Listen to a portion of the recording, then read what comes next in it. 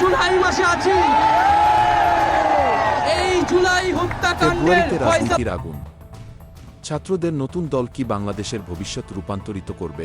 ফেব্রুয়ারিতে বাংলাদেশের রাজনীতির মঞ্চে আসতে চলেছে এক অপ্রতিরোধ্য আগুন। ছাত্রদের নেতৃত্বে গঠিত একটি নতুন রাজনৈতিক দল দেশের রাজনীতির শাসনব্যবস্থা একেবারে পাল্টে ফেলার জন্য প্রস্তুত।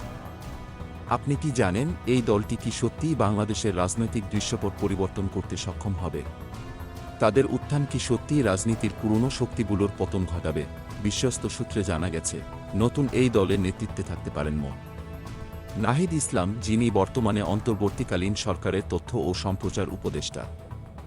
দলের লক্ষ্য স্পষ্ট, বিএনপির শক্তিশালী ভোটব্যাংককে টার্গেট করা, এবং বিশেষজ্ঞরা বলেছেন এই দলটি দেশের রাজনীতির শক্তির ভারসাম্য একেবারে বদলে ফেলতে পারে। নতুন দলের গঠন প্রক্রিয়া এখনও চূড়ান্ত হয়নি, তবে দলের আত্মপ্রকাশের জন্য প্রস্তুতি চলমান। নাহিদ ইসলামের নেতৃত্বে দলের ভবিষ্যৎ কী হবে তা নিয়ে আলোচনা তুঙ্গে।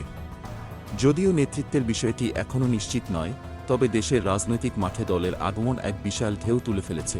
নাগরিক কমিটির মুখপাত্র সামান্তা শারমিন জানিয়েছেন, দলটি দুর্নীতি, চাঁদাবাজি, সিন্ডিকেট এবং অন্য যে কোনো অবৈধ কর্মকাণ্ডের বিরুদ্ধে কঠোর অবস্থান নেবে। তাদের একমাত্র উদ্দেশ্য দেশের জনগণের জন্য সৎ, দুর্নীতিমুক্ত এবং ন্যায়নিষ্ঠ রাজনীতি প্রতিষ্ঠা করা। অতীতে যারা আওয়ামী লীগ বা বিএনপির দুর্নীতির সাথে যুক্ত ছিলেন, তাদের দলে জায়গা দেওয়া হবে না, এটা তাদের স্পষ্ট প্রতিশ্রুতি। রাজনৈতিক বিশ্লেষকরা বলেছেন, ছাত্রদের এই নতুন দলটি বাংলাদেশের বৃহত্তম রাজনৈতিক শক্তির বিরুদ্ধে এক শক্তিশালী প্রতিদ্বন্দ্বী হয়ে উঠতে পারে। তবে সবচেয়ে বড় প্রশ্ন, এই দলটি কি জনগণের আস্থা অর্জন করতে পারবে? তারা কি নির্বাচনে জয়ী হতে পারবে, নাকি তাদের পথচলা একদিন হারিয়ে যাবে? এদিকে বাংলাদেশের জনগণও উত্তেজিত।